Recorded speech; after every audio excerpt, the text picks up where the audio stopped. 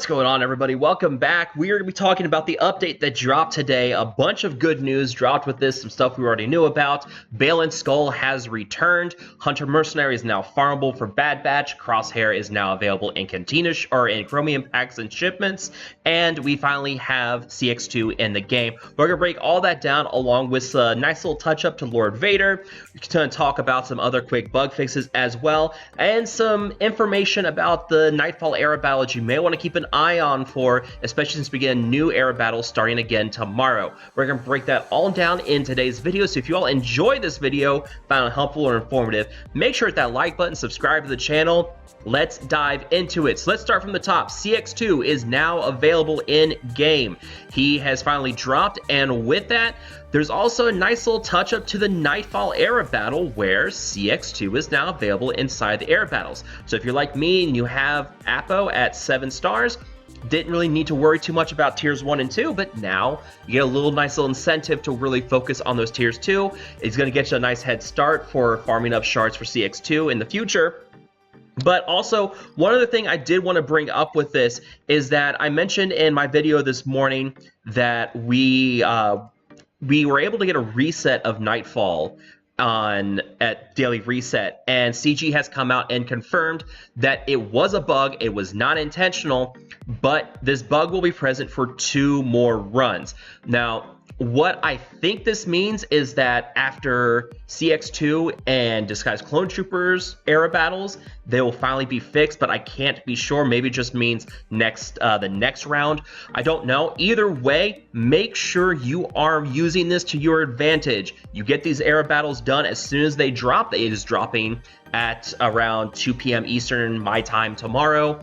And then I'm going to get a reset at Daily Reset. So I'm going to have 2 opportunities to get those Clone Trooper shards. That's something you guys need to be keeping an eye on as well for yourselves. When the battle goes live, get in there, get those shards, and then once the Daily Reset's in, run it again, get more shards, get more rewards, and then you're going to be good to go. So at least through CX2's round of era battles, we are going to have the Daily Reset be a thing. We'll see if that happens with Disguised Clone Trooper. I'm not quite sure on the wording there, but I did want to point that out just for everybody to give a heads up as to what to expect with the reset and when that is going to be going away. I wish it wasn't a bug, but there was no way that was not going to be a bug. I had a feeling that was going to be it. So moving on from there, the 3v3 and 5v5 Omicrons have been reduced from 20 to 10 refunds, are within your inbox.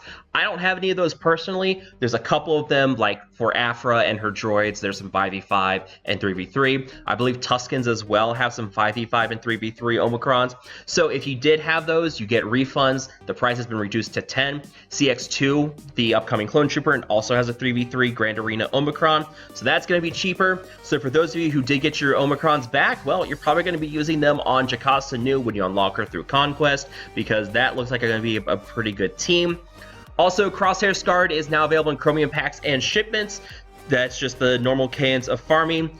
We can expect him to become farmable another month and a half, somewhere around there on the timeline. But next up is going to be Hunter Mercenary being available to be farming, and this is a little concerning because he's replacing Geonosian Spy inside of Cantina Battles 4D. Now, what this means is that Hunter Mercenary is going to be a pretty easy farm. Cantina Battle farms are usually pretty quick, but this then leads to another issue where Geonosian Spy is now stuck in the Fleet Store. And I already did one refresh just to see if he was going to be there, and you can see right now he is not in the Fleet Arena store. He's going to be there for RNG. This can be a concern for newer players because Geonosians are a really strong team for newer players. You use them to get Padme Amidala, which gets you on the road to some other teams, but also has a really strong Territory War Omicron for starters. And now that another character on the Geonosian team is now locked into Fleet Arena, this can be a bit concerning. We're going to see how things pan out. At least we have like Sunfac in the guild store. The rest of the team is farmable in other places, if I'm not mistaken. But yeah, now having one of them being stuck inside of a store that's not guaranteed to have him there every time it refreshes, not ideal, does not feel great. That's a little concerning for newer players, so we're gonna have to see how that all pans out. Like even Poggle has 2 spots you can farm him. So we're gonna have to see what goes on here. Hopefully they can do a touch-up at some point to these stores and make these characters more available for everybody. But usually you want to spend your fleet shipments on like Zetas and some ships that don't really show up here very often, like Razor Crest shows up in here pretty often. And you need to get a nice head start on him before you can start firing him through the proving grounds. So not ideal. We'll see if they possibly do a touch up to the store in the future. Let's go back to the forum post and just keep going on. Baylan Skoll is in the game. Or not in the game, but his event is back. It surprise dropped. There's a couple of offers for him as well inside of the store that you can use for like chasing the characters to farm him up. But he's back. It's been about 3 months. And he's finally back. I don't have Baylan Skoll. I've heard he is absolutely fantastic, an incredible offensive GAC team, able to defeat a lot of Galactic Legends on offense. We'll see. Maybe one day I'll get Baylan Skoll, but I've got higher priority things to farm right now. A couple of fixes and adjustments. They have changed the Appos Datacron to say whenever an enemy has any amount of damage over time, debuffs dispelled, Appo gains a stack of Operation Nightfall. So nice little change to the wording on this, and it's going to keep him getting a lot of Operation Nightfall, meaning that he can lose his Nightfall Trooper a little bit more. Supreme Leader Kylo Ren and Rey can no longer be defeated by the 3 stacks of No Confidence from the Democracy modifier in Galactic Challenges while they're in their ultimate stances. Not going to see this very often, but I do have to wonder if this is going to also apply to the territory battles as well, or if that was already not an issue there. The Armor Shred from Crosshair's special 2, his big snipe ability does a lot of damage, will now apply Armor Shred to Galactic Legends and raid bosses. Nice little buff there to your Bad Batch team. I'll be curious to see if this means that when you use them in the upcoming Jedi Temple raid, if we fight like a Lord Vader boss, I wonder if that allows us to apply Armor Shred to him too. We'll see if that changes, but yeah, keep an eye on this. With Bad Batch and with them being farmable, probably a team you're going to want to be building up anyways. Fix an issue where Appo's Omicron display was showing up in Territory Wars instead of Territory Battles, just a little visual glitch. Reva's LOC has been updated to match functionality. I am not sure what LOC means. Line of cocaine or something. I don't know. I'm probably gonna get demonetized. Actually, I can't be demonetized for that yet. It's not remonetized yet on this channel. But yeah, I have no idea what the LOC means. Lord Vader's ability description has been updated. His ultimate now allows him to get ultimate charge from Darkside Clone Troopers, taking damage while they are debuffed. I was planning to live stream tomorrow with me unlocking Lord Vader, and we're going to have fun with trying him out, gearing him up. We'll see what Zetas we can throw on him. But if you look into his ultimate here, you can see if all other allies are Darkside Clone Troopers at the start of the encounter, he gains 3% ultimate charge whenever debuffed Darkside Clone takes damage. Now, I'm still a little concerned on this because you had Maul for a reason, and that his stacks of Anguish Gate made him take damage at the start of his turns. That drove up the ultimate right away on Lord Vader. Right now, we don't have that with Darkside clones.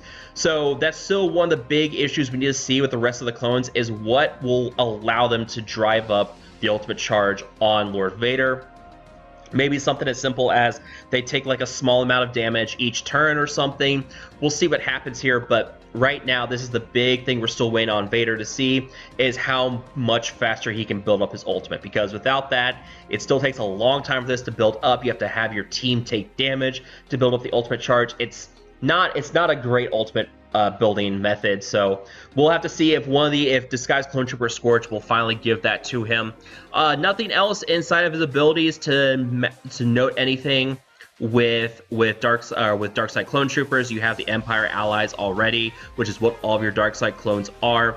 So there's nothing else that really needs a touch up here with the Darkside clones. Everything else just mentions Empire allies already, which is exactly what you get with your Darkside clones. So that's kind of it for the update notes on the forum post here. One other thing too is that if you have the bespoke cron from having Appo at 7 stars, you don't need the Zeta here to make this work, but that's I'm not going to really worry about that. Most people who have him at 7 stars probably already got the Zeta as well. So yeah, we're not going to really focus on that. But yeah, that's kind of wrapping up things here with this update. I want to hear from you guys. What do you guys think about these changes? Are you guys looking forward to being able to at least get double dips on the air battles for a little bit longer? How have your old successes been? Do you guys want to see me live stream with Lord Vader and do some conquest battles and some other stuff tomorrow? Let me know down below. As always, if you guys have enjoyed this video, make sure to hit that like button, subscribe to the channel. I will see you guys next time.